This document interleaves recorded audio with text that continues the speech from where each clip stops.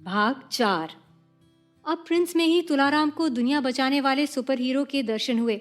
इसलिए अपनी बारात के गिने चुने लोगों के साथ उसने प्रिंस और उसकी टोली को भी शादी में महाराष्ट्र चलने के लिए मना लिया।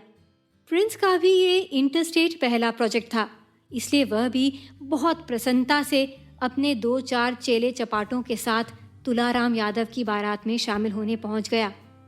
बस एक छोटी सी गलती हो गई। निकलने के 2 दिन पहले उसने अपनी जंग लगी 2 नाली को साफ करवाने भेजा था, जो उसका चेला वापस लाना भूल गया। खैर, इन सब गलतियों के बाद भी जो सबसे अच्छा काम हुआ वो ये था कि प्रिंस को राजा के दर्शन हो गए। प्रिंस इतने दिनों से अपने अंदर जो चीज देखना चाहता था वह उसे राजा के रूप में साक्षात सामने दिख गई। जैसा नायक और नायिका के बीच पहली नजर का प्यार होता है, वैसा ही कुछ प्रिंस के मन में राजा को देखते ही हुआ। पहली नजर की श्रद्धा, पहली नजर की मैत्री, पहली नजर का आराध्य, पहली नजर की दोस्ती। जहां प्रिंस राजा को देखकर अभिभूत था, वहीं राजा को भी प्रिंस में एक बहुत सीधा, सच्चा और प्यारा सा मित्र मिल गया था। प्रिंस राजा की भक्ति में ऐसा डूबा कि वह भूल ही गया कि वह महाराष्ट्र आया किस लिए था। उसने अपने आराध्य देव हनुमान जी को प्रणाम किया और मन ही मन उन्हें आभार व्यक्त किया। एक को बात कहें राजा भैया, आप बुरा मत मान जाना, हम तो आपको राजा भैया या भैया जी ही बुलाएंगे। अरे जो चाहे बुलाओ गुरु, अब हम तुम्हारे राजा भैया ही तो हैं। हम ना बचपन से आपके जैसा बनना चाहते थे, एकदम टिप टाप, जितना सुंदर चेहरा मोहरा उतने सुंदर बानी। धन्य है आपकी अम्मा, का खा के पैदा किया आपको। राजा के चेहरे को उदासी का एक बादल छूकर उड़ गया। अब ये पूछने के लिए तो बेटा हमें खुद ऊपर जाना पड़ेगा, काहे कि हमारी अम्मा अब महादेव के पास जो रहती है। राजा की बात सुनते ही उसके दोनों फैन सन्न रह गए। बांसुरी ने राजा की तरफ देखा। तुमने कभी बताया नहीं राजा, पिंकी ने भी कुछ नहीं बताया।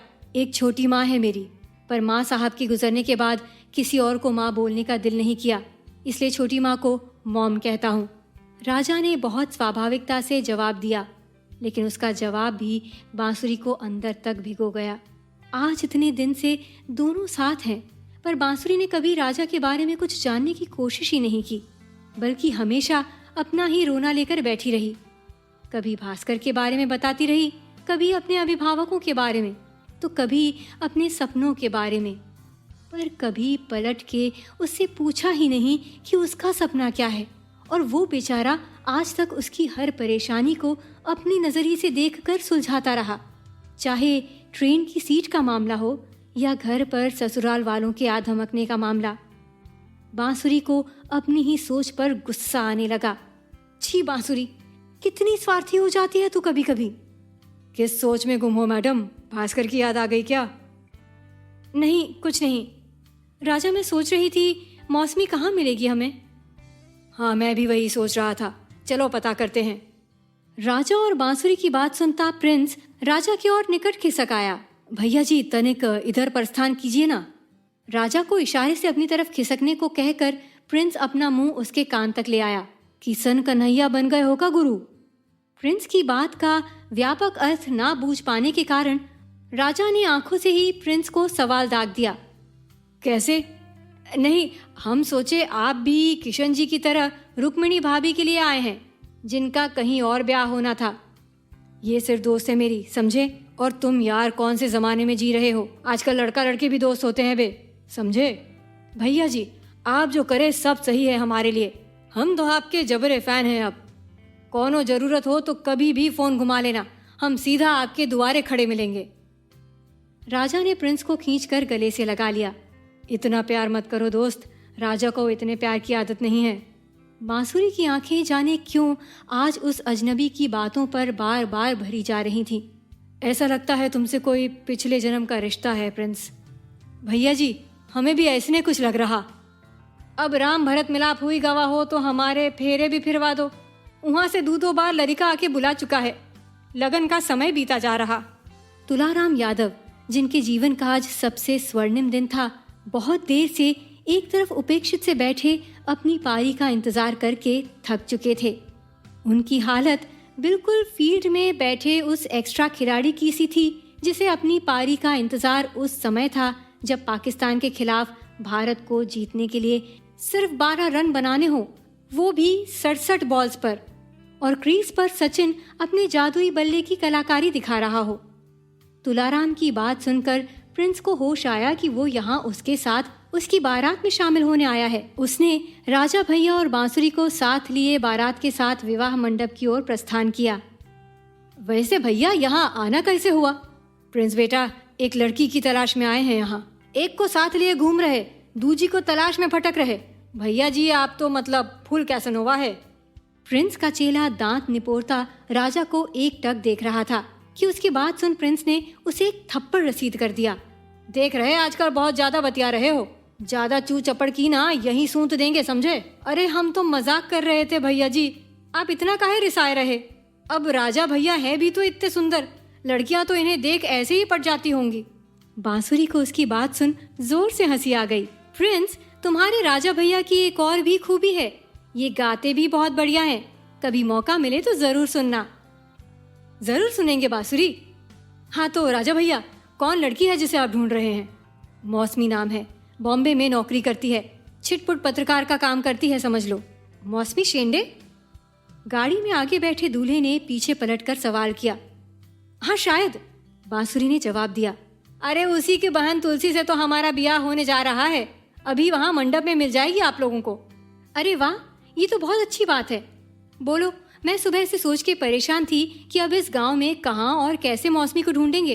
पहले ही आपसे बात हो गई रहती तो समस्या ही खत्म हो जाती। चलिए, अब आप लोग भी बारात का हिस्सा हैं तो वहाँ अंदर घुसने में भी कोई परेशानी नहीं होगी। थैंक यू तुलाराम जी। एक सुंदर स्मार्ट शहरी लड़की के मुंह से थैंक यू सुन दूल्हा बना बैठा तुलाराम शर्मा कर गुलाबी हो गया। राजा ने बांसुरी की तरफ देखा, उसकी मुस्कुराती आंखें देख वो भी आश्वस्त हो गया। Thank you Tularam ji. Prince की टोली के 8-10 लड़के ढोल तमामों के साथ बजते हुए गानों पर अपना नागिन डांस करते तरह तरह से उस बारात की एकमात्र महिला सहयात्री को रिझाने का भरसक प्रयास करते रहे, पर राजा के सामने किसी की भी प्रत्यक्ष रूप से कोई प्रयास करने की हिम्मत नहीं थी। गाने के बोलों पर थिरकते लड़के बीच बीच में तिरछी नजर से बांसुरी को ताड़ लेते थे, जिन्हें राजा भी देख रहा था और जानबूझकर अनदेखा कर रहा था। और इन सब बातों से अनभिज्ञ बांसुरी अपने फोन पर अपनी माँ और दादी को अपनी किसी शादी में व्यस्त होने की जानकारी देने में व्यस्त थी। गाने के बोल हवा में चारों ओर गूंज रहे थे। दुल्हन तू, दूल्हा मैं बन जाऊंगा, मेरा इंतजार करना, बारात लेकर आऊंगा। कानपुर से आई रंगीली सजीली बारात आंगनबाड़ी केंद्र क्रमांक 9 के सामने खड़ी थी। दूल्हे के फूफा ने विशेष रूप से दूल्हे के कान में मंत्र फूंक रखा था। चाहे तोहार लंपट दोस्त यार कतना भी बुला ले, तुम अगर नाचने के लिए गाड़ी से उतरे वहीं तुम्हारी टांग तोड़ देंगे। धमकी से डरा सहमा बैठा दूल्हा सीधे परछन के वक्त ही गाड़ी से नीचे उतरा, पर उसके उतरने से पहले ही राजा और बांसुरी की शानदार जोड़ी उतर चुकी थी। घरातियों से सजी सवरी खड़ी लड़कियां जो दूल्हे का रास्ता देख रही थी, अब किसी की नजर राजा से हट ही नहीं पा रही थी। उन्हीं लड़कियों में से एक कमजोर सी लड़की जब आगे बढ़कर तिलक करने आई तो दूल्हे ने बांसुरी को चुपके से इशारा कर दिया। द्वार चार निपट्टे में ही बांसुरी धीरे से मौसमी के पीछे हो ली। इधर दूल्हे और उसके साथियों को लड़कियां घेर घार कर बैठ गईं। अभी दुल्हन की गणेश पूजा हो रही थी, उसके बाद ही जयमाल प्रस्तावित था। तब तक में लड़कियां किसी न किसी बहाने से राजा से बात करने चली आ रही थीं। बारातियों का नाश्ता निपट चुका था। सभी इधर उधर की बातों में लगे थे कि प्रिंस ने फिर राजा को देख एक सवाल उछाल दिया। गुरु, तुम आजकल के लड़कों की तरह मोबाइल से ज्यादा चिपक नहीं रहे, कौनो खास तकलीफ? मोबाइल तो तुम्हारा भी तुम्हारे जैसा स्मार्ट ही होगा ना। फोन तो स्मार्ट है प्रिंस, लेकिन लोग ओवर स्मार्ट हैं। किससे बात करूं फोन पर? मैं तो ज्यादातर फोन बंद ही रखता हूँ। वो तो हम जब ही समझ गए थे जब तुमने अपना नंबर दिया और हम डायल किया और तुम्हारा नंबर बंद बता रहा था। समझदारी में तो गब्बर हो तुम प्रिंस। अरे काहे मजाक उड़ा रहे भैया जी, वो हमरे बड़के भैया भी कहते हैं माता सरस्वती का वरदान है हम पर, इसलिए कहते हैं कि कम बोला करो प्रिंस, तुम्हारी जबान माँ सरस्वती माता का वास है, जो बोलोगे झट हो जाएगा। अरे जहाँ मुंह खोलते हैं ना वहीं साला चरस बो आते हैं। इसीलिए बड़े भैया ज्यादा बोलने बतियाने मना करते हैं। प्रिंस के गुर्गे ने धीरे से अपनी फुलझड़ी छोड़ दी। तभी कुछ 2-4 गाती गुनगुनाती हरी भरी खेतों सी लहराती लड़कियां वहां मिठाई की तश्तरी संभाले चली आईं। अब इन मिठाइयों के बदले में गाना सुनाना पड़ेगा आपको। एक ने बड़ी अदा से राजा को देखा। राजा ने बांसुरी की तरफ देखा। वह कुछ दूर बैठी मौसमी से कुछ बातचीत में तल्लीन थी। हालांकि बीच बीच में वह भी राजा की तरफ नजर डाल ले रही थी। राजा ने वापस उस लड़की को देखा और बोला, चलो ठीक है, कुछ आपके ही सम्मान में सुना देता हूँ। आज मैं तुझसे दूर सही और तू मुझसे अनजान सही, तेरा साथ नहीं पाऊँ तो खैर तेरा अरमान सही। ये अरमान है शोर नहीं हो, खामोशी के मेले हों, इस दुनिया में कोई नहीं हो, हम दोनों ही अकेले हों। तेरे सपने देख रहा हूँ और मेरा अब काम है क्या, सागर जैसी आंखों वाली, ये तो बता तेरा नाम है क्या। कुछ देर मौसमी से बात करने के बाद बांसुरी वहां से उठकर वापस राजा के पास चली आई। लेकिन मौसमी से मिलने वाला उत्साह उससे मिलकर आने के बाद बांसुरी के चेहरे से गायब था। राजा ने उसे परेशान देखकर इशारे में ही पूछा, क्या हुआ? कुछ नहीं हुआ, सब कुछ ठीक है का इशारा करके बांसुरी उसके पास चुपचाप बैठ गई। का बात हुई गई? भौजाई कुछ नाराज लग रही। प्रिंस के ना चाहते हुए भी उसके मुंह से बार बार बांसुरी के लिए भाभी शब्द निकल रहा था। राजा ने अब की बार प्रिंस को घूर कर देखा और वापस बांसुरी की तरफ हो लिया। अब क्या करे, जान के थोड़ी ना बोल रहे, आप दोनों की जोड़ी है ही ऐसी। अब चुप करोगे तो मैं उससे पूछूं आखिर बात क्या हो गई? हाँ बिल्कुल पूछ डालो, बल्कि हम तो कहते हैं यहाँ पास में एक झरना तालाब भी है, चाहो तो बांसुरिया को लिए हुआ घुमाओ। ई लो चाबी हमारी गाड़ी की, चले जाओगे ना कि हम चले साथ में? बांसुरी, यहाँ पास में कोई झरना है, चलोगी घूमने? बांसुरी ने राजा की तरफ थोड़ी नाराजगी से देखा। क्यों चलूं? उसे लेकर जाओ जिसे गाना सुना रहे थे। अरे मैं किसे गाना सुना रहा था? अब ज्यादा बनो मत, मैं वहाँ दूर बैठी थी, इसका ये मतलब नहीं कि मैं अंधी बहरी हो गई थी। ओहो, तो इस बात की नाराजगी है। सुनो, मैं जाकर गाड़ी ऑन कर रहा हूँ, तुम्हारे पास 5 मिनट है, आना है तो आकर बैठ जाना, वरना यहाँ सतपदी अटेंड कर लो, फ्यूचर में तुम्हारे काम आएगी। राजा अपनी बात पूरी कर वहां से उठकर बाहर चला गया। बांसुरी ने उसके जाने के बाद प्रिंस को देखा। एक नंबर का सनकी है तुम्हारा दोस्त, जितना इसका नाम अजीब है उससे ज्यादा ये खुद अजीब है। प्रिंस ने मुस्कुराकर बांसुरी को बाहर जाने का इशारा कर दिया। कुछ देर बाद राजा और बांसुरी झरने पर पहुंच चुके थे। झरने के किनारे लगे बड़े बड़े काले पत्थरों पर दोनों वहां से बहते पानी में अपने पैर डुबाए बैठे थे। अब बताओ, क्यों घूर रहे थे उस लड़की को? अरे मैं किसी लड़की को नहीं घूर रहा था। सच, विश्वास करो मुझ पे, मैं झूठ नहीं बोलता। तुम बताओ, मौसमी से क्या बात हुई तुम्हारी? तुम्हें बहुत चिंता हो रही है मौसमी की? हाँ तो क्यों नहीं होगी, हम उसी से तो मिलने आए हैं बांसुरी मैडम, आप क्या भूल गई? वैसे अगर तुम इसी तरह अपनी शादी के ख्यालों में खोई रहोगी तो हो चुका तुमसे काम धाम। 1 मिनट मिस्टर, तुमसे किसने कह दिया कि मैं मेरी शादी के ख्यालों में खोई हूँ? उल्टा मैंने तो भास्कर को ठीक ठीक बताया भी नहीं कि मैं यहाँ आ रही हूँ। सही किया, वरना वो अपना काम धाम छोड़कर तुम्हारे साथ आ जाता। नहीं, बल्कि वो मुझे भी यहाँ आने नहीं देता। पर अगर मैं भास्कर की जगह होता तो तुम भास्कर की जगह होते तो बात ही क्या होती। यह वाक्य बांसुरी ने इतने धीरे से कहा कि राजा सुन नहीं पाया। क्या कहा तुमने बांसुरी? कुछ नहीं, मैंने कुछ नहीं कहा, बल्कि तुमसे पूछ रही हूँ कि तुम अगर भास्कर की जगह होते तो क्या करते? जानना चाहती हो अगर मैं भास्कर की जगह होता तो क्या करता? हाँ बिल्कुल, अगर मैं भास्कर की जगह होता तो सबसे पहले तो सगाई और शादी के बीच इतना गैप नहीं करता, चट मंगनी पट ब्याह कर लेता तुमसे। दूसरी बात, शादी के बाद एक पल के लिए भी तुम्हें अकेला नहीं छोड़ता। तुम जहाँ जाती हर जगह तुम्हारे पीछे पीछे तुम्हारा नौकर बनकर घूमता, तुम्हारा पर्स उठाए, समझी? बहुत किस्मत वाली होगी तुम्हारी बीवी। चलो अब ये सब फालतू की बातें बहुत हो गई। ये बताओ कि मौसमी से क्या बात हुई तुम्हारी? कुछ काम का मैसेज हाथ लगा या नहीं? हाँ बहुत कुछ पता चला है, समझ नहीं आ रहा ये मेरे काम का है या नहीं, और समझ में भी नहीं आ रहा कि तुम्हें कैसे बताऊं। मौसमी ने मुझे रात में एक बार फिर से बुलाया है कुछ प्रूफ दिखाने के लिए, उसके बाद ही मुझे विश्वास होगा कि मौसमी सही कह रही है या गलत। क्योंकि उसने जिस पर इल्जाम लगाए हैं, मैं कभी सोच भी नहीं सकती कि वह आदमी ऐसा कर सकता है। क्या बात कर रही हो? आखिर ऐसा क्या बताया मौसमी ने? मौसमी का घर और परिवार तो देख ही चुके हो। वो एक बहुत साधारण मध्यम वर्गीय परिवार की एम्बिशियस लड़की है। बचपन से पढ़ने में बहुत अच्छी थी, इसलिए स्कॉलरशिप लेकर पढ़ती रही। सच्चाई लिखने और सच की खोज करने के जुनून ने उसे पत्रकारिता की ओर आकर्षित किया।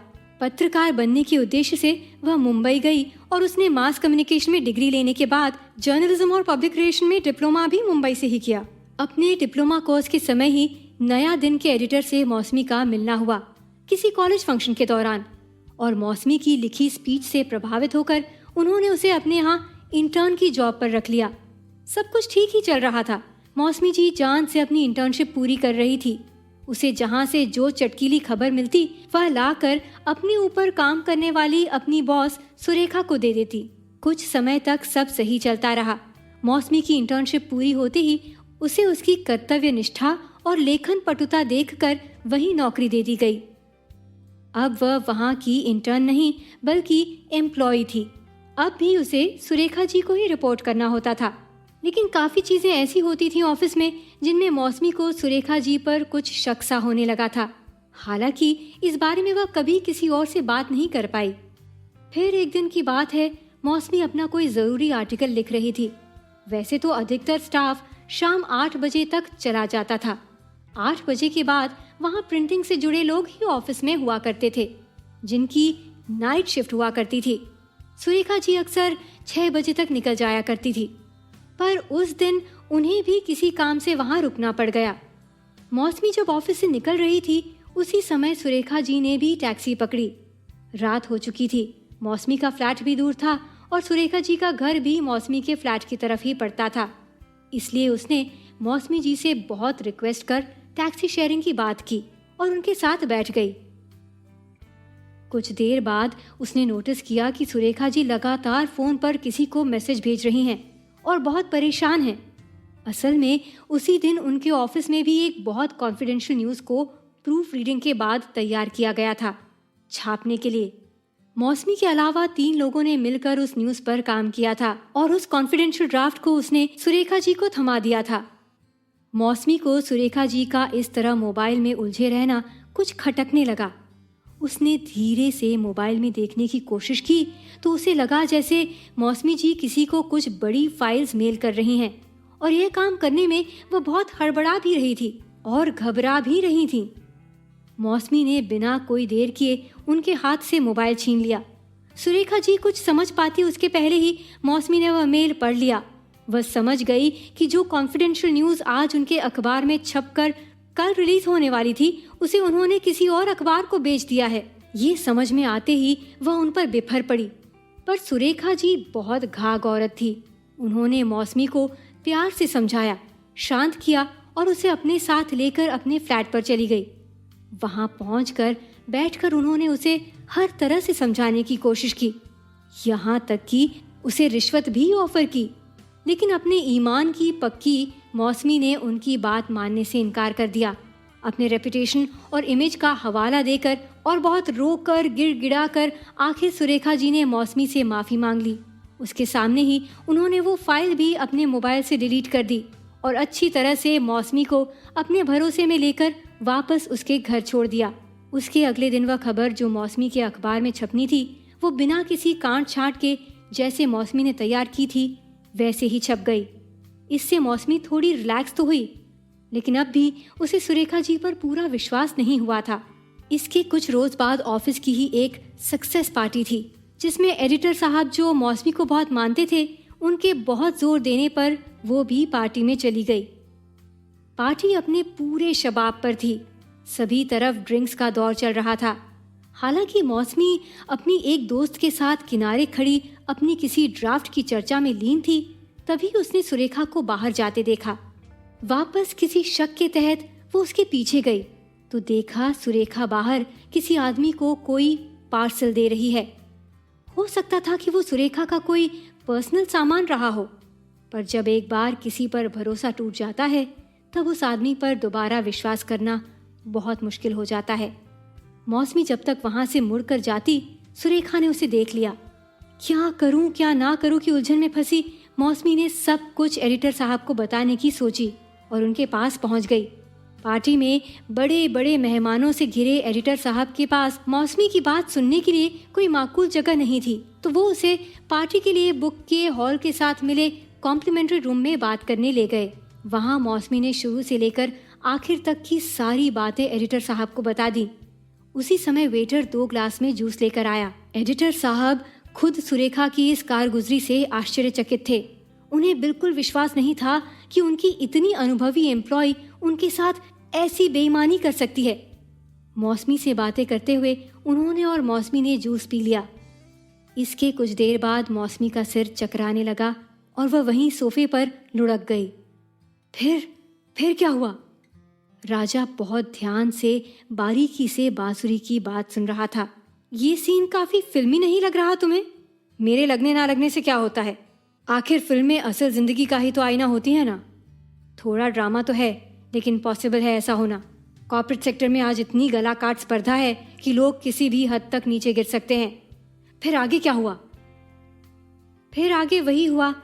बेहोश मौसमी को जब होश आया तब वो उसी कमरे में बेड के नीचे पड़ी थी।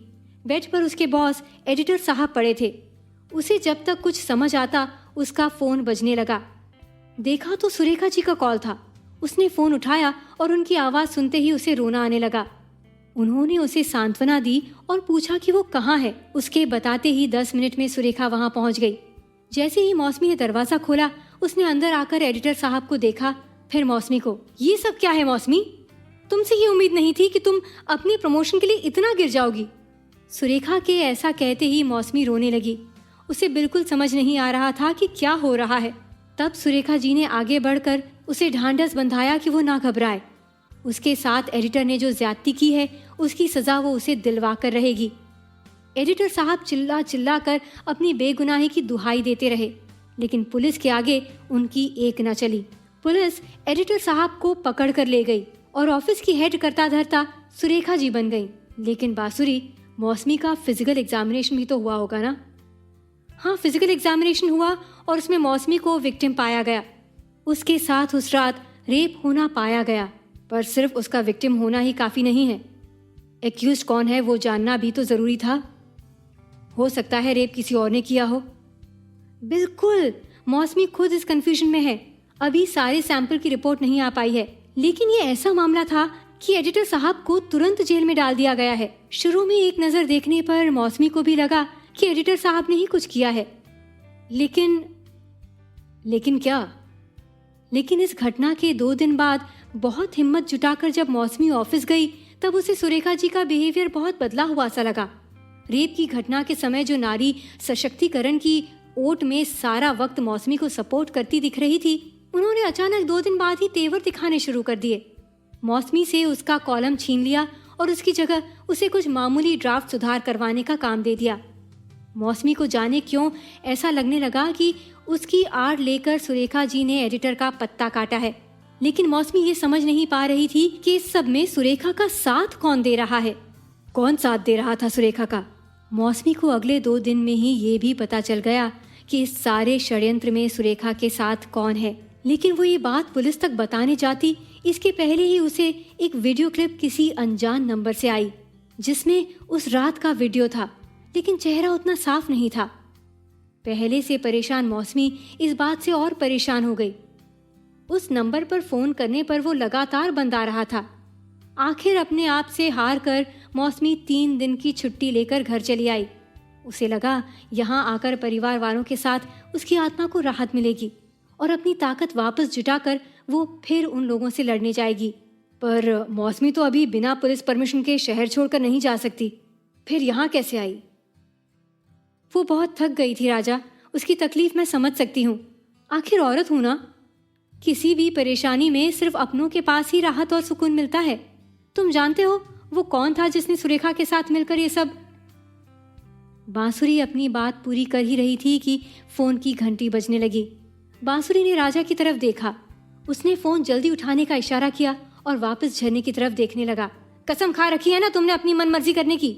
नहीं भास्कर, वो बात यह है कि मुझे नहीं सुननी तुम्हारी कोई बात। तुम मुझसे बिना बोले बताए मुंबई से बाहर निकली कैसे?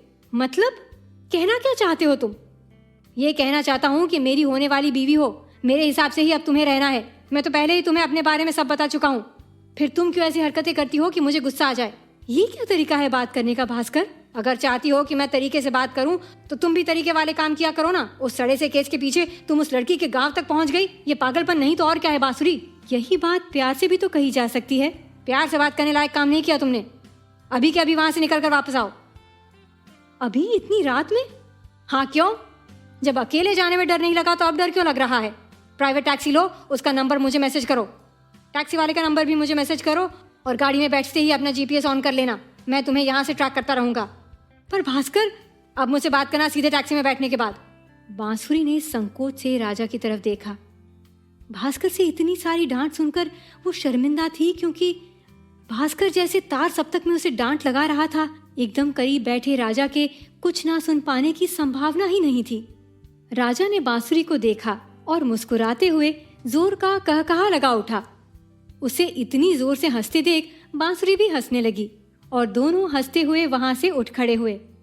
तो टैक्सी बुक कर ली जाए मैडम, वरना आपके वो नाराज हो जाएंगे। हाँ में सिर हिलाकर बांसुरी आगे बढ़ गई। राजा ने झुककर उस छोटे से पत्थर को, जिसे इतनी देर से उछालते हुए बांसुरी सारी कहानी कह रही थी और भास्कर का फोन आते ही हड़बड़ाकर नीचे फेंक दी, को उठाकर अपनी जेब के हवाले किया और उसके पीछे पीछे उन बड़े बड़े पत्थरों से नीचे उतर गया। कुछ ही देर में राजा और बांसुरी वापस विवाह स्थल पर पहुंच चुके थे। मैं एक बार मौसमी से मिलकर आती हूँ, फिर निकलते हैं। राजा ने बांसुरी की बात पर हाँ में सिर हिलाया और प्रिंस से विदा लेने चल पड़ा। अरे ई का बोल रहे हैं भैया जी, आप इतना जल्दी चले जाओगे? ऐसे कैसे? जाना होगा प्रिंस, लेकिन हम जल्दी ही मिलेंगे। राजा भैया मत जाइए हमको छोड़ के, या हमें भी संग ले चलिए। प्रिंस की भोली सी बात सुन राजा मुस्कुराने लगा। अभी तो मैं खुद इनके यहाँ मेहमान हूँ, वो भी कुछ 2-4 दिनों का। एक बार अपनी दुनिया में लौट जाऊं, फिर तुम्हारे कानपुर आऊंगा और तुम्हें अपने साथ ले जाऊंगा। चलोगे ना मेरे साथ? ये वैसन भी अपने घर के लाने पनौती है, आप ले जाएंगे तो इनके घर वाले खुश ही होंगे। प्रिंस के चेले की बात पर राजा जोर से हंसने लगा। ये अपने घर का लाडला है, ये तो मैं समझ गया हूँ, और जल्दी ही कोशिश करके इसे अपने साथ ले भी जाऊंगा। अभी से कहाँ जाने की बात होने लगी? बारात तो कल सुबह विदा होगी ना? वही लड़की जो इतनी देर से राजा के आगे पीछे घूम रही थी वहां थम से प्रकट हुई। उसके सवाल पर राजा ने उसे देखा और मुस्कुरा दिया। एक न एक दिन तो हर किसी को जाना है। जाना तो है, लेकिन इतनी भी क्या जल्दी है? इस बार उस कन्या की बात का जवाब दिया प्रिंस ने। जल्दी इन्हें नहीं उन्हें है, और बांसुरी की तरफ इशारा कर दिया। उस लड़की ने मुड़कर बांसुरी को देखा और फिर राजा को घूरते हुए उससे पूछ ही लिया, बहन है तुम्हारी? राजा ने उसे देख मुस्कुराते हुए जवाब दिया, गर्लफ्रेंड है, और हंसते हुए वहां से बांसुरी की तरफ चल दिया। हम तो पहले ही जानते रहे, जोड़ी देखकर ही समझ आ जाता है। ऐसा झन्नाट जोड़ी है, बिल्कुल जैसे हीरो हीरोइन। प्रिंस भी चुटकी लेता राजा के पीछे हो लिया। मौसमी से बातचीत कर बांसुरी और राजा टैक्सी में बैठ गए। निकलने से पहले बांसुरी मौसमी की गले से लगकर उसे ढांढस बंधा आई। उस कमजोर उदास सी लड़की को देख वो उसके दुख से खुद भी बहुत दुखी हो गई थी। राजा ने उसे चुपचाप देखकर टैक्सी वाले से कोई गीत चलाने की फरमाइश की और बांसुरी को देखने लगा। वो खुद में खोई बाहर देख रही थी।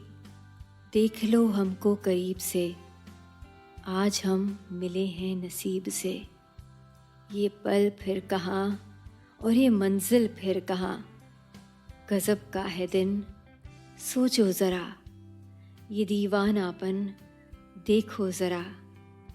तुम हो अकेले, हम भी अकेले, मजा आ रहा है कसम से। गाने से सुरताल मिलाता राजा भी साथ ही गुनगुनाने लगा। उसे गुनगुनाते सुन बांसुरी ने उसकी तरफ देखा।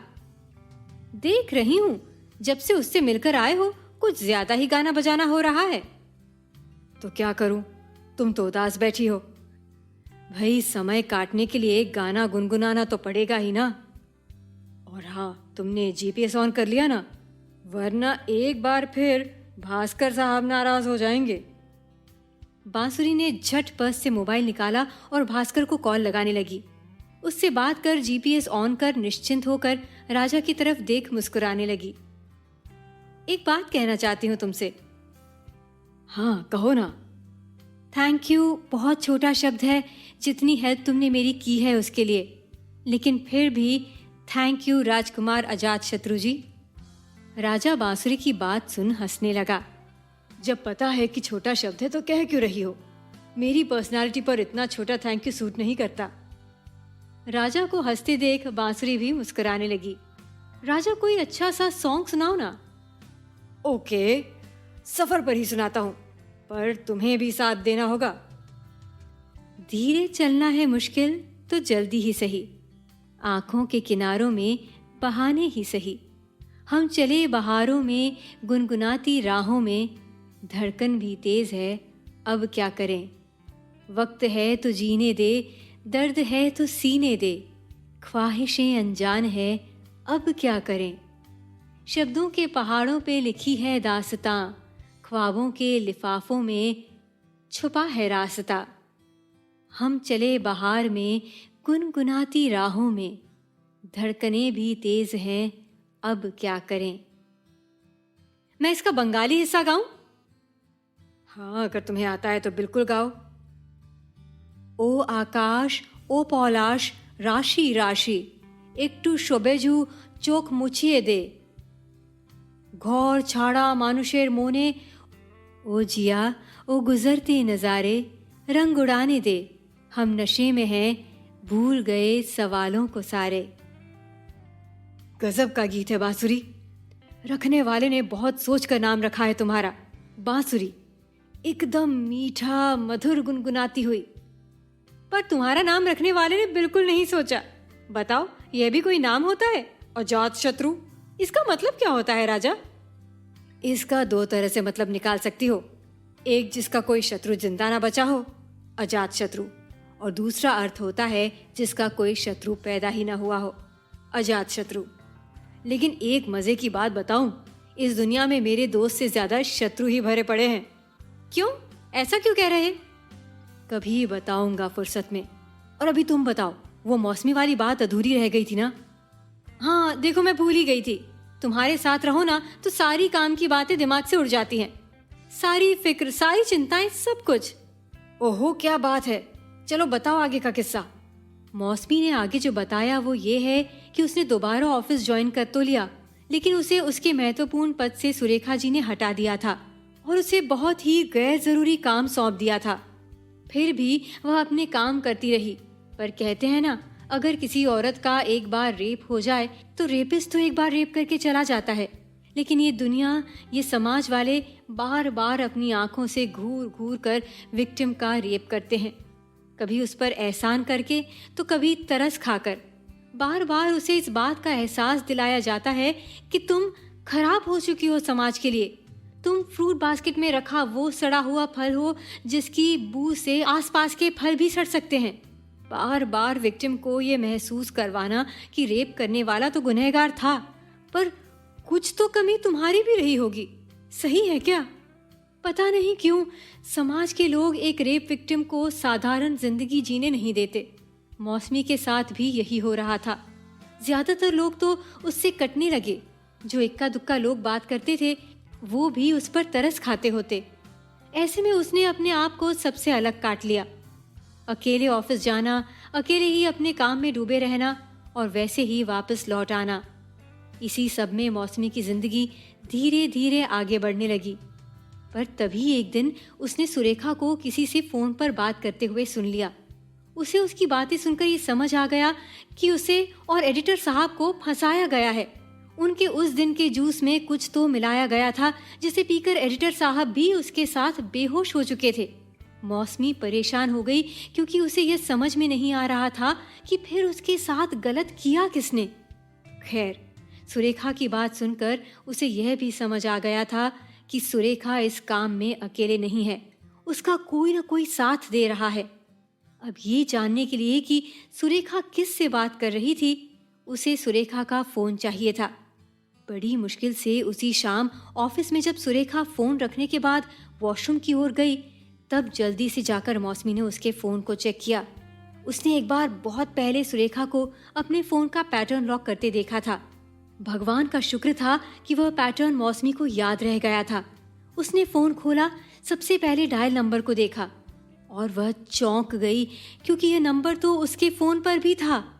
वह अच्छे से इस नंबर को जानती थी। उसने फोन को वापस रख दिया और बाहर चली गई। अपने फोन पर उसने उस नंबर को ढूंढा। वह नंबर और किसी का नहीं, हमारे न्यूज़पेपर के एडिटर साहब का था। क्या मतलब तुम्हारे बॉस इस सब में इन्वॉल्व हैं? हाँ राजा, मेरे बॉस नंदा सर इस सब से जुड़े हैं। भास्कर शायद ये सारा मैटर जानते थे। ओह, इसलिए भास्कर तुम्हें इस सारे पचड़े से जुड़ने को मना कर रहे थे? हाँ, क्योंकि भास्कर नंदा सर के बहुत खास हैं। इसलिए शायद भास्कर ने पहले नंदा सर को भी मना किया था मुझे इस केस को देने के लिए।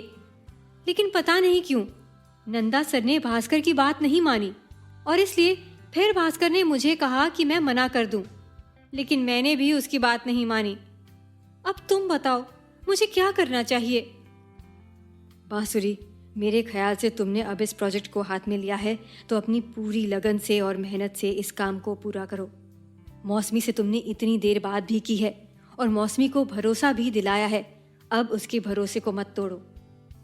वैसे मौसमी क्या चाहती है तुमसे? वह तो यही चाहती है कि मैं किसी भी तरीके से सच्चाई को सामने लेकर आऊं। उसे अब भी भरोसा है कि उसके बॉस ने उसके साथ कुछ गलत नहीं किया है। अब सारी सच्चाई को सामने लाने के लिए मुझे मेरे बॉस के खिलाफ खड़ा होना पड़ सकता है, जिस बात के लिए भास्कर कभी मुझे परमिशन नहीं देंगे। मुश्किल तो है तुम्हारे सामने, लेकिन मुझे भरोसा है तुम अपनी बुद्धि से इस मुश्किल को पार कर जाओगी। राजा ने मुस्कुराकर बांसुरी की तरफ देखा और उसके बाद गाड़ी के ड्राइवर से मुखातिब हुआ। भाई मेरे, आसपास कोई ढाबा हो तो रोकना, जरा चाय पी जाए। बहुत देर से बैठे बैठे पैर दर्द करने लगे। हो साहब, ये तो पूरा हाईवे है, एक से एक ढाबा मिलेगा। तरह तरह की लाइट से सजे ब्लू मून ढाबे के सामने ड्राइवर ने अपनी गाड़ी रोक दी।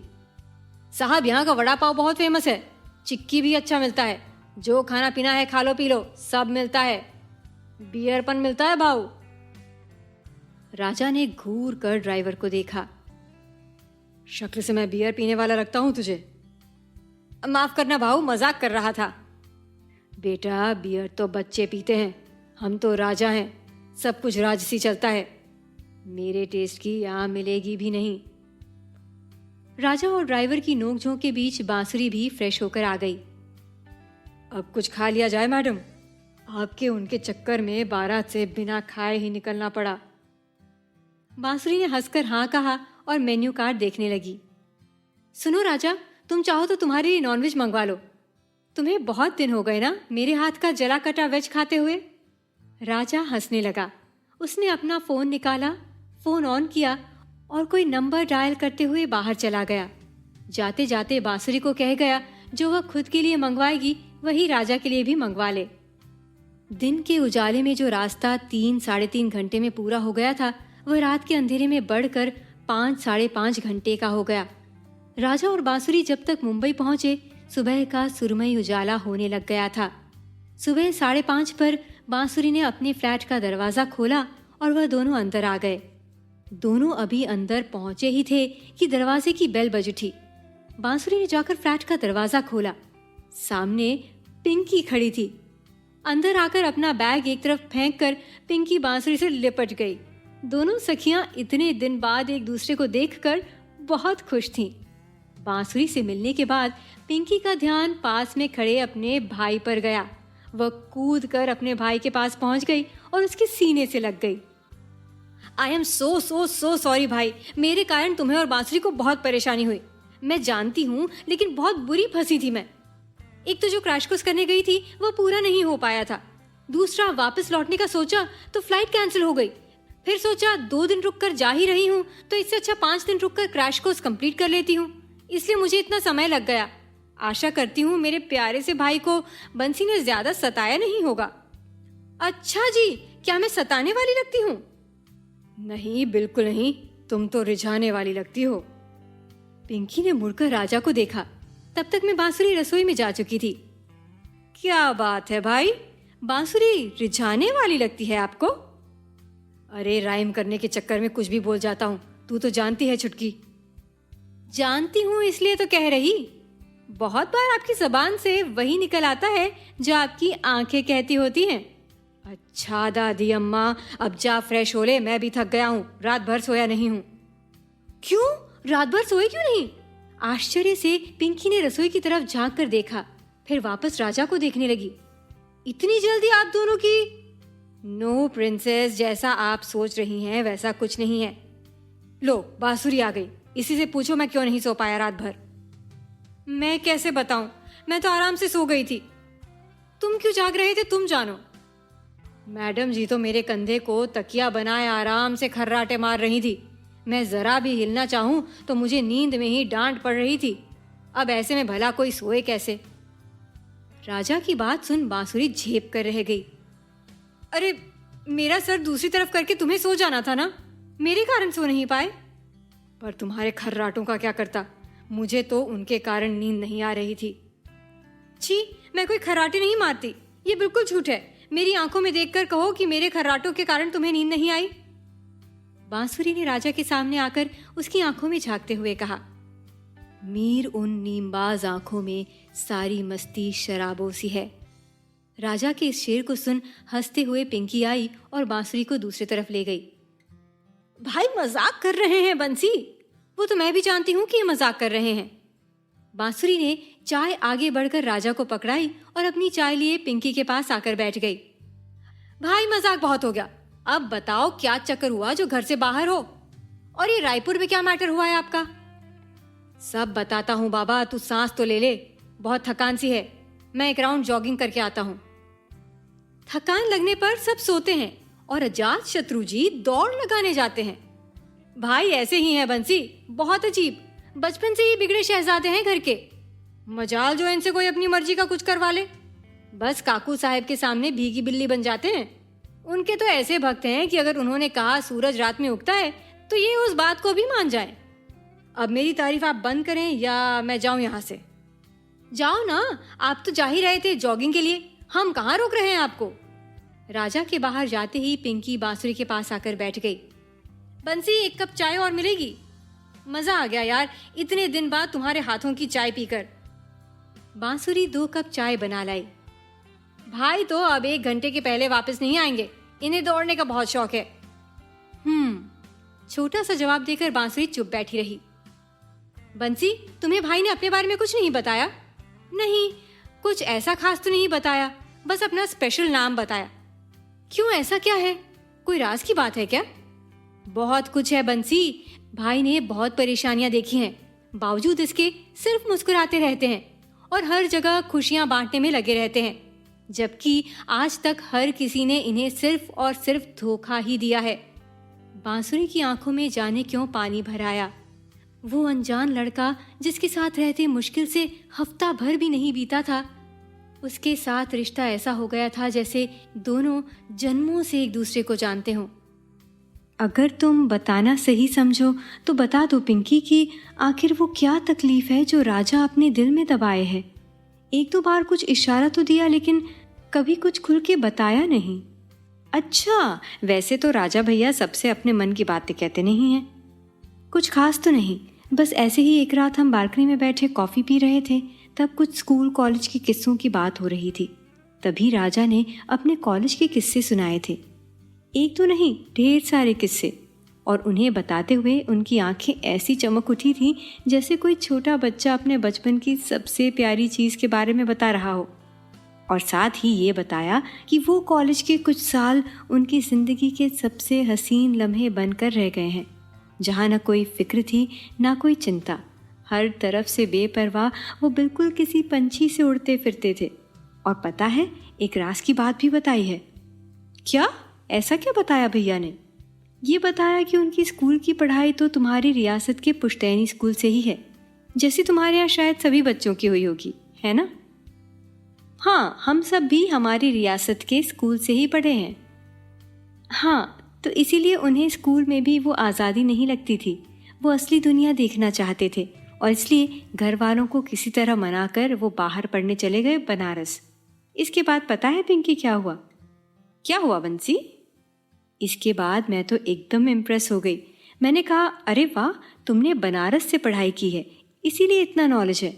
तो तुम्हारे भैया बोलते हैं, कौन कमबख्त वहाँ पढ़ने गया था, हम तो कॉलेज तभी जाया करते थे जब मस्ती कर कर के बोर हो जाते थे। ऐसे ऐसे कांड किए वहाँ रहते हुए कि कोई सोच भी नहीं सकता था। देखो, मेरा भाई है लेकिन आज तक मुझे ही कुछ नहीं बताया। आने दो, अभी खबर लेती हूँ। बिल्कुल सही, आने दो राजा को, उसके मुंह से ही सुनना, इतना मज़ा आएगा कि दुनिया ही भूल जाओगी। उस रात हम दोनों 3 बजे रात तक यहाँ बैठे गप्पे मारते रहे थे। अच्छा, तुम बताओ, क्या बता रही थी अपने घर परिवार और राजा के बारे में? हाँ बंसी, अब तुम्हें बताने में कैसा संकोच। वैसे हमारी फैमिली के बारे में भी तुम बहुत कुछ नहीं जानती हो।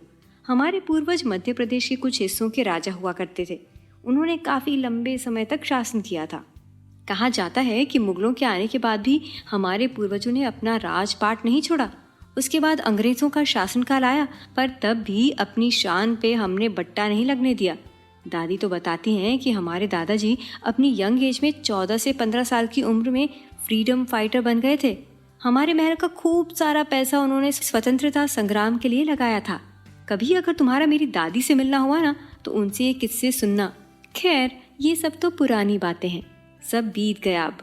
अब वह राजा महाराजा वाली बात तो नहीं रही, लेकिन अभी भी भोपाल के आगे हमारी एक छोटी सी रियासत है। मेरे पापा लोग 2 भाई और एक बहन है। हमारी फूफू साहब का परिवार भी हमारे साथ ही रहता है। मेरे बारे में तो जानती ही हो, मैं अपने माता पिता की इकलौती संतान हूँ। असल में मैं जब पैदा हुई उसके बाद से माँ साहब को कुछ तकलीफें रहने लगी थी।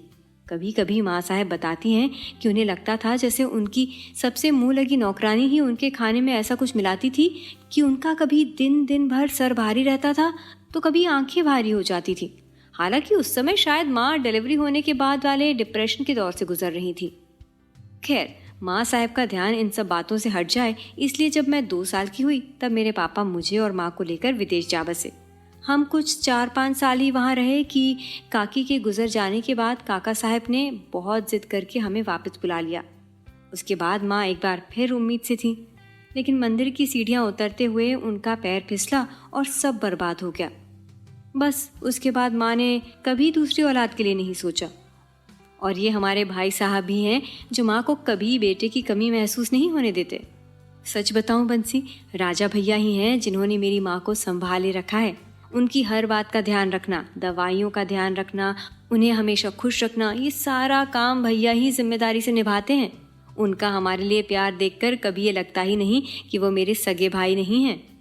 एक कमजोरी मेरे परिवार की और है। जहाँ मेरी माँ की तबीयत हमेशा खराब रहती थी, वहीं मेरे पापा को भी बुरी लत है, शाही लत, पीने की लत। वह सुबह शाम अपनी लाइब्रेरी में अपनी शराब में ही खोए रहते हैं। जब मैं छोटी थी तब पापा साहब ऐसे नहीं थे, मुझसे प्यार करते थे। मेरे जीवन का स्वर्णिम काल था जब हम विदेश में रहे थे। बहुत सारा कुछ तो याद नहीं, लेकिन इतना याद है कि वहाँ पर माँ और पापा बहुत खुश थे। वापस आने के बाद जाने क्यों पापा भी धीरे धीरे अपने काम से उतरते चले गए। पता नहीं किस बात का उनके मन पर बोझ था कि उन्होंने अपने आप को शराब में डुबो लिया। माँ अपनी बीमारी में पड़ी रहती थी। सच कहूँ तो मुझे पालने पोसने वाले राजा भैया ही हैं। इन्होंने ही मुझे वो बनाया है जो मैं आज दिखती हूँ। बिल्कुल पलकों में बैठा कर रखा है। जीवन का सत्य असत्य सब कुछ समझाया, और जब मैंने कलेक्टर बनने की इच्छा जाहिर की तो एक राजा भैया ही थे जिन्होंने सारे घर वालों के खिलाफ अकेले खड़े होकर मुझे सपोर्ट किया। वरना जैसा मेरा परिवार है, मुझे कभी अपने शहर से इतने दूर अकेले पढ़ाई के लिए आना मिलता ही नहीं। मुझे इतना सपोर्ट करने वाले राजा भैया का जीवन भी इतना सरल नहीं है बंसी। राजा भैया जब 6 साल के थे, उसी समय काका साहब यानी राजा भैया के पिता साहब किसी काम से बाहर दूसरे शहर गए थे, किसी जमींदारी की वसूली के लिए। कोई बड़ा मुकदमा था जमीन जायदाद का। जमीन का एक बहुत बड़ा सा हिस्सा था जो हमारे दादाजी ने किसी को लीज पर दिया था। लीज खत्म हो गई थी, लेकिन सामने वाला वो टुकड़ा वापस करने को तैयार नहीं था। जब दीवान साहब वहां से खाली हाथ वापस लौट आए, तब काका साहब की शाही सवारी खुद गई थी बातचीत करने के लिए। वहां क्या बात हुई, क्या हुआ, हमें नहीं पता, लेकिन 1 हफ्ते बाद जब काका साहब वापस लौटे तो उनके साथ छोटी माँ थी। उन्होंने वहां दूसरी शादी कर ली थी और वह सारी की सारी ज़मीन छोटी माँ के पिता, जिन्होंने लीज पर हमारे दादा से ज़मीन ली थी, उनके नाम कर दी थी। हमारा पूरा परिवार सन्न रह गया था। उस समय राजा भैया सिर्फ 6 बरस के थे और मैं 2 साल की। काका साहब के सामने किसी की कुछ भी बोलने की हिम्मत नहीं थी। फिर भी मेरे पापा ने काका साहब से बातचीत की, लेकिन काका साहब ने मेरे पापा को ही झटक दिया और कमरे से बाहर निकाल दिया।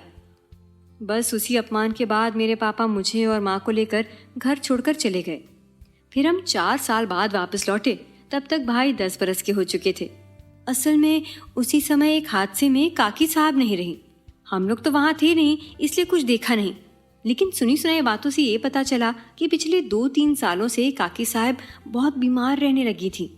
अक्सर बिस्तर पर ही रहती थी। राजा भैया बहुत छोटे थे। युवराज भाई भी कुछ बहुत ज्यादा बड़े तो थे नहीं, लेकिन फिर भी काकू साहब दोनों बच्चों से मुंह फेर कर अपनी बीमारी से ही जूझती रहती थी।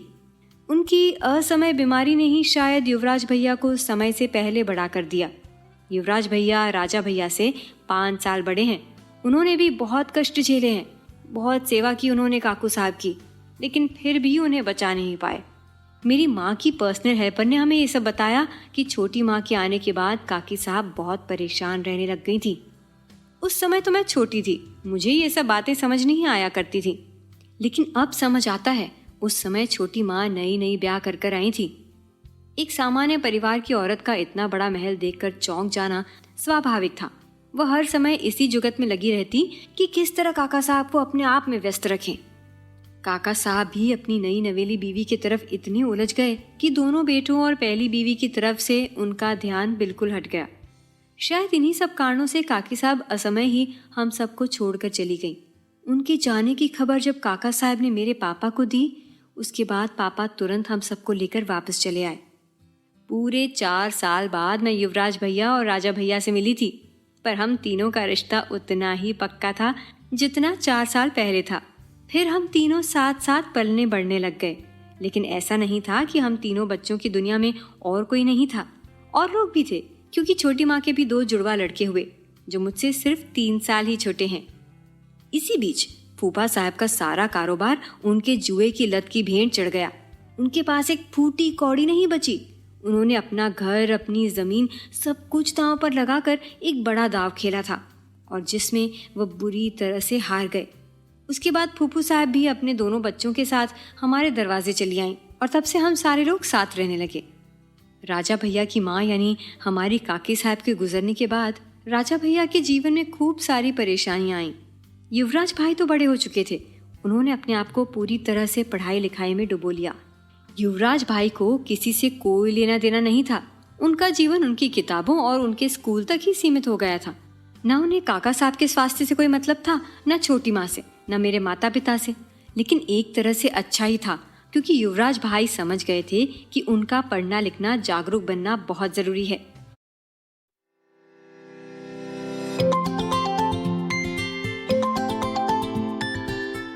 वरना इतनी सारी जायदाद को लूटने खसोटने वाले भी बहुत हैं। उनकी व्यस्तता के कारण हम सभी, खासकर मेरी जिम्मेदारी राजा भैया पर आ गई थी। बेचारे, जिस उम्र में बच्चे अपनी माँ से अपनी पसंदीदा चीज़ की फरमाइश के लिए रोया करते हैं, जिद किया करते हैं, उस उम्र में वो उल्टा मेरी फरमाइशें पूरी करने में लगे थे। काकी साहब की मौत का मेरी माँ को भी बहुत झटका लगा था। वो पहले ही कमज़ोर थीं। उनके जाने के बाद से बिस्तर ही पकड़ लिया और मेरी जिम्मेदारी भाई पर आ गई। छोटी माँ अपने दोनों छावनों में व्यस्त रहती थी, लेकिन उन जैसी औरत मैंने दूसरी नहीं देखी। हमारे सामने व्यस्तता का बहाना कर भी उनकी पूरी नज़र राजा भैया और युवराज भैया पर ही टिकी रहती थी। मतलब ये बंसी कि वो नहीं चाहती थी कि काका साहब के बाद सारी जिम्मेदारी उन दोनों भाइयों में से किसी को मिले। वो चाहती थी सारा सब कुछ उनके दोनों बेटों में बंट जाए। हमारी फूफू साहब भी उन्हें अच्छे से जान गई थी, इसलिए वो हमेशा चाशनी टपकाती उन्हीं के पीछे पीछे घूमने लगी। घर की 3 मुख्य औरतों में से एक बिस्तर पर पड़े जीवन काट रही है और 2 अपने षड्यंत्रों में लगी हैं।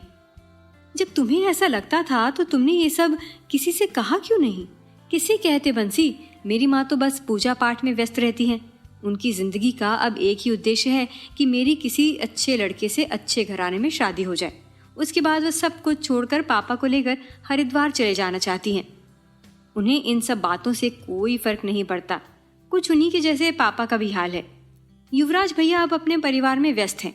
उनकी शादी भी छोटी माँ ने अपने पहचान में करवाई, अपनी दूर की रिश्ते की भतीजी रूपा भाभी से।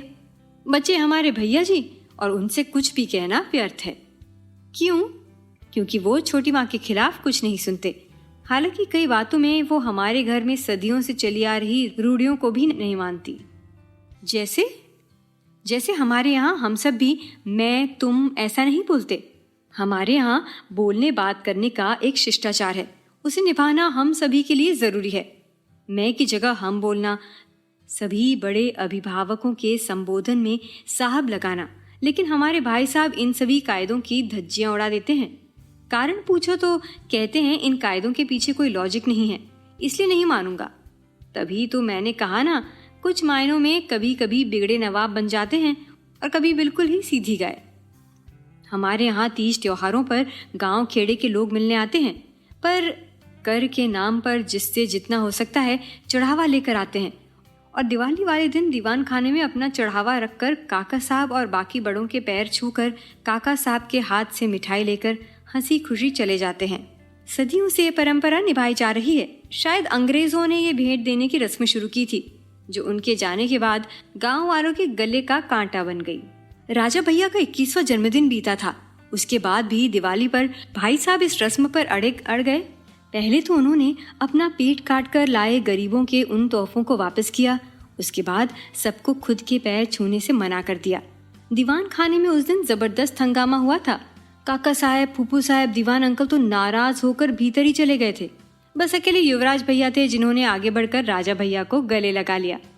तुम्हें पता है बंसी, घर पर मैं अकेले ही राजा भैया को राजा कहती हूँ। बाकी सब उन्हें राजकुमार या कुंवर कहते हैं, और मैं भी जानबूझकर उन्हें राजा भैया कहती हूँ, क्योंकि मैं दिल से चाहती हूँ कि काका साहब के बाद वो ही राजा बने। क्यों युवराज भैया क्यों नहीं? हाँ, कायदे से युवराज भैया को ही बनना था, लेकिन बचपन से उनके दाहिने पैर की एक उंगली नहीं थी। और हमारे यहाँ राजा बनने के लिए जरूरी शर्त है कि सामने वाला शारीरिक और मानसिक रूप से किसी प्रकार भी अक्षम ना हो। बस इसलिए युवराज भैया नहीं बन सकते, और वो बचपन से इस बात को जानते थे। इसीलिए तो उन्होंने इतनी सारी पढ़ाई की है, जिससे राजा भैया को कभी कोई मुश्किल ना आए। मेरे दोनों भाई वाकई हीरो हैं। लेकिन सॉरी पिंकी, मैं तुम्हारी बात काट रही हूँ, लेकिन एक बात पूछना था। मैंने अक्सर हमारे फ्लैट के बाहर 2 आदमियों को टहलते हुए देखा है। अभी भी तुम जब नहीं थी तब 2-1 बार मैंने नीचे राजा को उनसे बात करते भी देखा। वो लोग कौन हैं? ओह, तो हमारी जासूस करमचंद ने पकड़ लिया। बोलो ना पिंकी, कौन है दोनों धनुर्धर? मेरे बॉडीगार्ड हैं। यहाँ रहने आई तब राजा भैया ने मेरे साथ इन्हें भेजा था। सामने के फ्लैट में रहते हैं, पर जब मैं दिल्ली गई तब ये बेचारे यहीं रह गए। इसीलिए शायद जब भैया ने इन्हें यहाँ देखा तो इनकी खबर ले रहे होंगे। दोनों सखियां बातों में लग गई थीं कि राजा वापस आ गया। दोनों को साथ साथ हंसते बोलते देख वो भी वहीं आकर बैठ गया। क्या हुआ भाई, सोना नहीं है क्या आपको? जब से मेरी संगत में है इनकी नींद कम हो गई है पिंकी। अपनी बिन सोचे समझे कुछ भी कह देने की आदत से मजबूर बांसुरी फिर एक फूलझड़ी छोड़कर नाश्ता बनाने रसोई में चली गई। लेकिन उसकी बात सुन राजा पिंकी के सामने कट कर रह गया। जी हाँ, वो तो तुम बता ही चुकी हो कि कैसे रात भर बैठकर भाई साहब तुम्हें अपने कॉलेज के किस्से सुनाते हैं। भाई हमें तो कभी नहीं सुनाया। पिंकी की बात सुन राजा झेंप गया। अरे वो तो उस दिन कुछ ऐसी बात छिड़ गई थी, बस इसीलिए। तो हमें भी सुना दो कुछ कॉलेज के किस्से, आपकी अधूरी कहानियां। वो तो सुना दूंगा छुटकी, पर पहले ये बताओ कि तुम राम सिंह को अपने साथ दिल्ली क्यों नहीं लेकर गई थी? पिंकी ने राजा की बात सुन अपने कान पकड़ लिए।